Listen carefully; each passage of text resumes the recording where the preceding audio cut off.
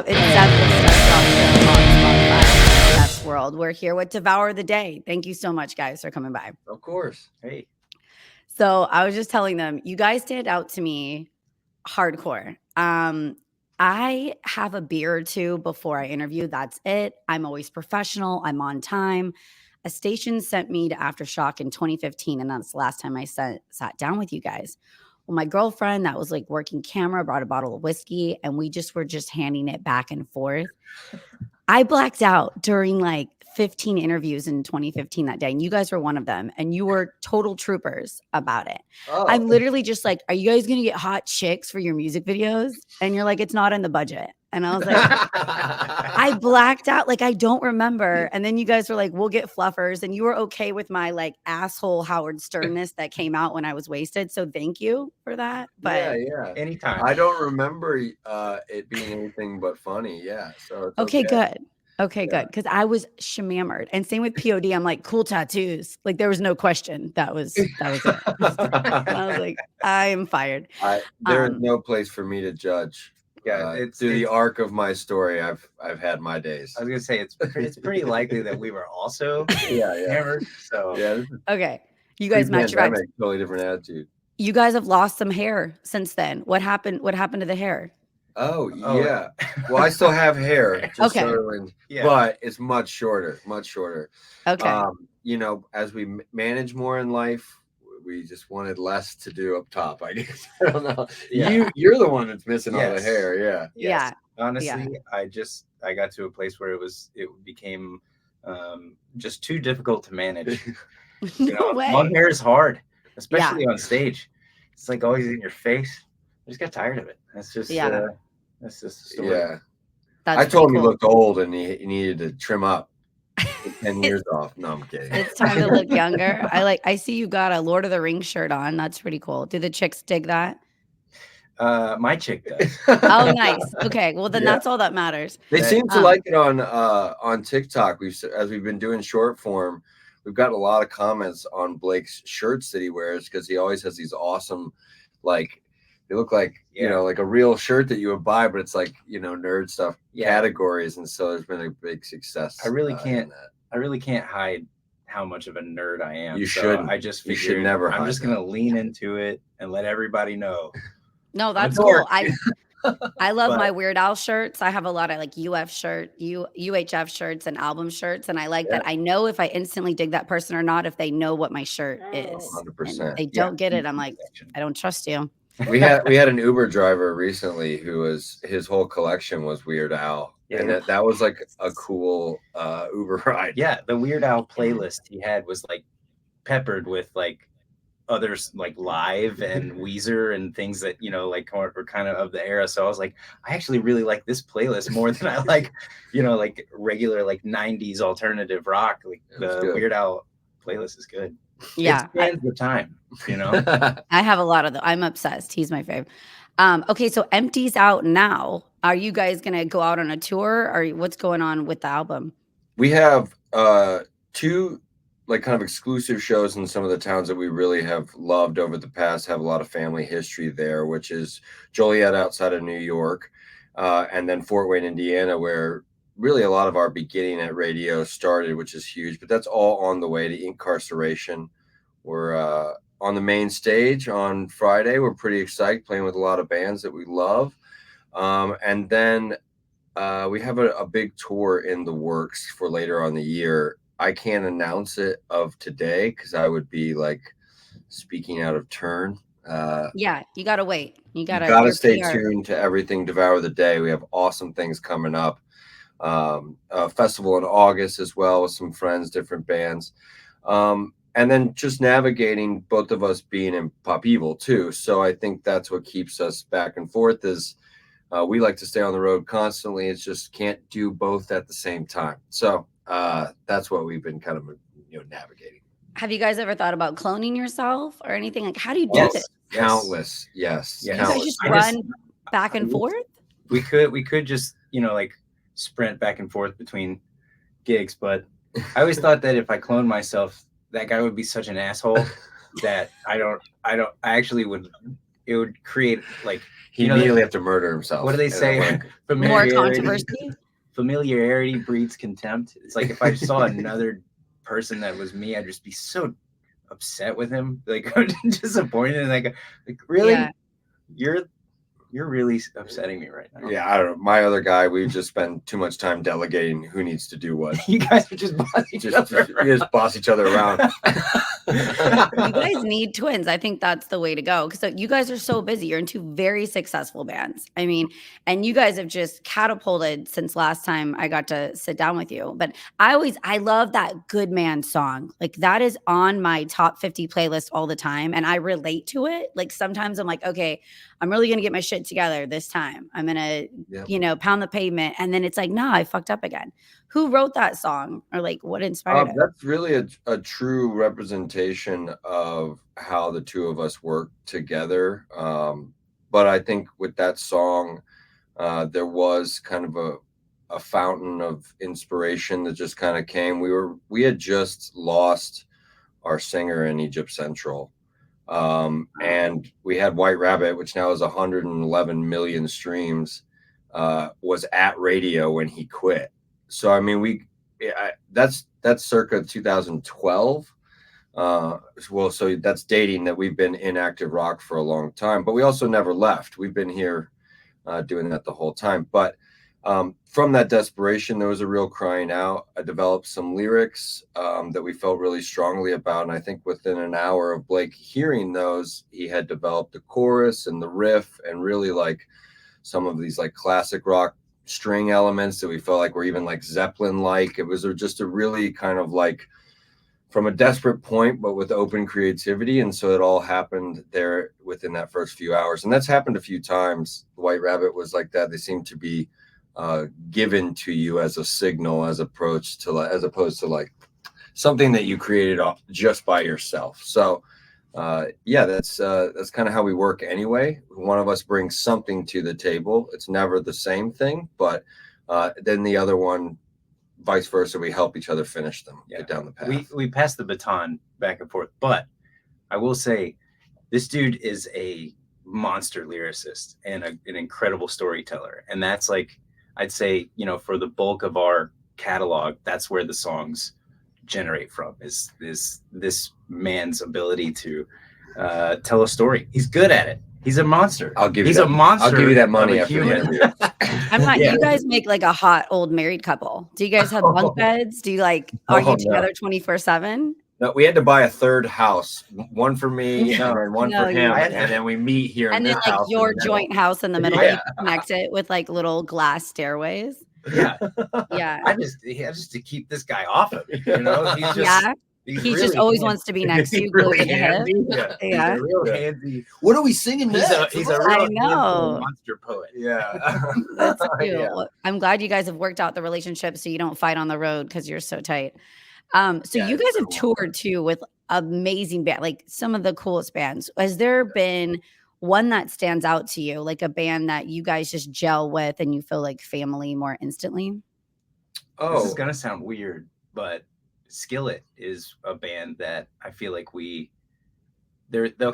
crew of that band became our best friends like day one. Yeah, awesome guys. And neat. That's just off the top of my head. But I think there's probably a million. There's so many.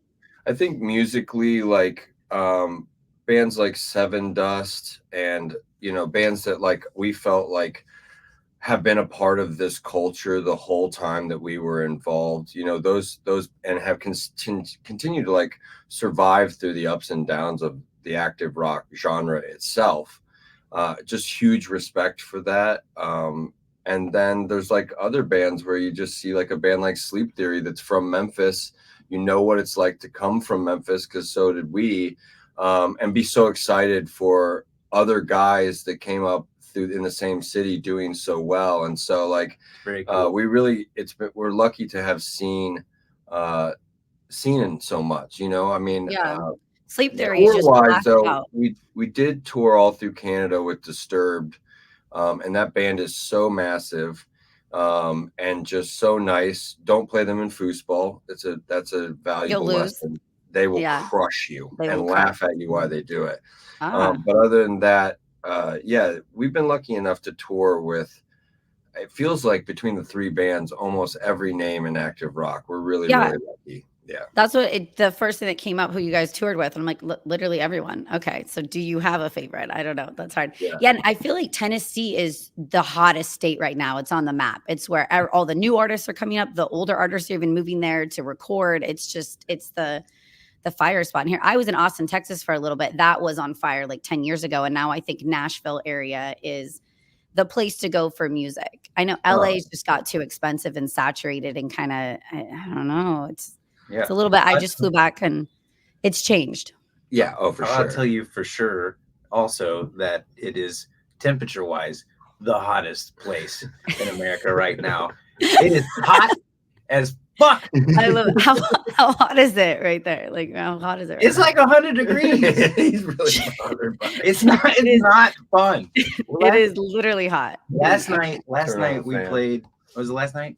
No, it was the night before. Well, whatever. We played in Hot Springs, Arkansas, which is where it was close to where I was born, and so I was really excited about that. But at the same time, I was really embarrassed because it was 100 degrees out there, and people are just braving Fine it. with And it. You're not acclimated to we the heat. We played with Drowning Pool, and they were like, cool. "This is where you live, man." And I was like, it's not that bad. It's not that bad. It's just humidity. You got to deal with it. Yeah, Drowning Pool's coming on next month, so that's cool. I didn't know you guys were hanging out. Yeah, we've known them for a long time, and CJ and Stevie, all those guys, they have just been. They were always really kind to it. We haven't seen them since Ryan was in the band last time, so it's been like 13 years. But we were all laughing about that, how quickly time flies. It really does. I was like, how have I been in radio for like 21 years? I feel like I'm 12 still, but it's fine. Totally. You guys, I want to ask you a random question because I was shocked by how much I was moved by it. Have you seen the new Nickelback documentary?